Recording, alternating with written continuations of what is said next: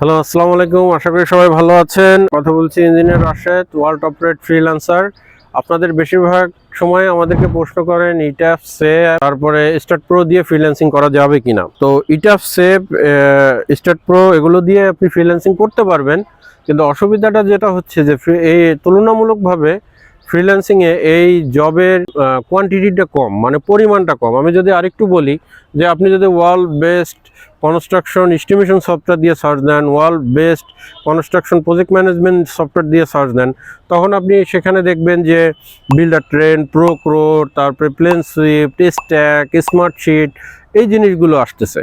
কিন্তু আপনি যখনই আপনি ডিজাইনে যাবেন, এটা একটাই কারণ যে ফ্রিল্যান্সিংয়ে বেশি মার্কেট ডোমিনেট করে হচ্ছে আমেরিকা, কানাডা, অস্ট্রেলিয়া, ইউকে, মোটামুটি এরাই। এদের যে বিল্ডিংগুলো হয়, এই বিল্ডিংগুলোতে আসলে স্ট্রাকচারাল অ্যানালাইসিস আমরা স্টার্ট প্রো বা সেভ দিয়ে আমরা যে লিনিয়ার ফিট লোড দেই, বা আমরা বিল্ডিংয়ে যে আমি একটু মানে মজা করে বলি যে আমরা বাঙালি ইঞ্জিনিয়াররা শুধু রড বালি ইট সিমেন্টই খুঁজি।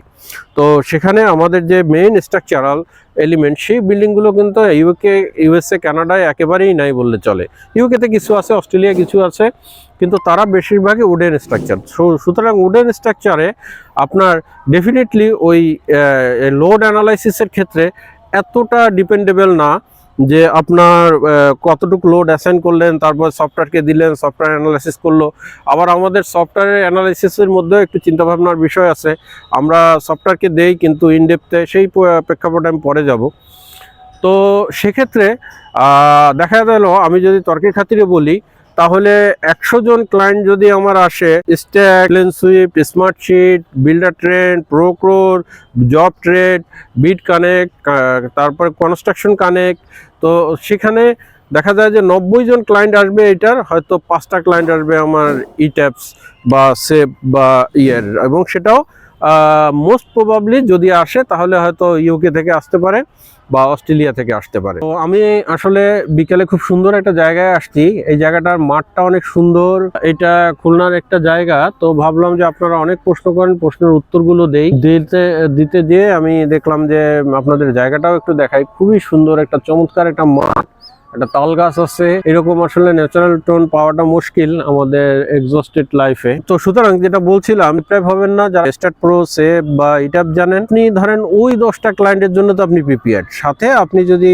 ইউকে বা ইউএসএ বা কানাডিয়ান কনস্ট্রাকশনের সাথে ফ্যামিলিয়ার হতে চান, তাহলে যে সফটওয়্যারগুলো আমি নাম বললাম কনস্ট্রাকশন ম্যানেজমেন্টে, এছাড়া উডেন স্ট্রাকচার, উডেন ফ্রেম এই সম্পর্কে, এবং international building code, IBC, IRC, CRC, FBC, এই কোডগুলো নিয়ে আপনার ফ্যামিলিয়ার হতে হবে, যেগুলো আমরা টিপিক্যালি আমাদের ক্লাসে শিখাই, এবং এটা দিয়ে তারা করতেছে। তো সুতরাং আমি যদি একেবারে সামারি করি, আপনার স্টার্ট প্রো, ইট্যাপস বা সেভ আপনার অপ্রয়োজনীয় কোনো কিছু না, এটা দক্ষতার জায়গা। সেটা শিখলে আপনি বাংলাদেশে ডেফিনেটলি ভালো করতে পারবেন। ভালো স্ট্রাকচারাল ডিজাইন হলে অস্ট্রেলিয়া বা ইউকেতে কিছু ক্লায়েন্ট পাবেন।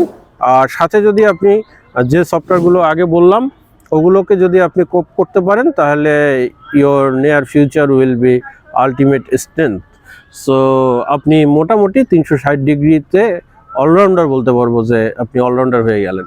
এবং আস্তে আস্তে এটাকে নিয়ে আপনি মার্কেটিং করেন, দক্ষতা বাড়ান, স্কিল আপ করেন, ক্লায়েন্ট হান্টিং করেন, একসময় আপনার কেরিয়ার তুঙ্গে চলে যাবে, এটা আমি বলতে বাধ্য। একটা টাইম দেন, সুন্দর হাতে একটা টাইম রাখেন, তাহলে দেখবেন যে আপনাকে আর বেশি দূর মানে বেশি চিন্তা করতে হবে না জব নিয়ে। অ্যাটলিস্ট বাংলাদেশের জব মার্কেট নিয়ে আপনাকে একেবারেই চিন্তা করতে হবে না। আমি শুধু বলার জন্য বলতেছি না, যারা ভিডিওটা দেখতেছেন তারা ভিডিওটার আজকে যেদিন দেখতেছেন আপনার টাইমটা লিখে রাখেন। আর আমি যেভাবে বললাম 2 বছর আপনি এভাবে প্র্যাকটিস করেন, হাতে সময় রাখেন। 2 বছর পরে কাজ পাবেন না, আপনি হয়তো 2 মাস 3 মাসে কাজ পাবেন, কিন্তু 2 বছর পরে আপনার ফিউচার কোথায় যাবে আপনি এটা নিজেও চিন্তা করতে পারবেন না। তো আরো বিস্তারিত জানতে আমাদের পেজ ফলো দিয়ে অ্যাক্টিভ থাকবেন।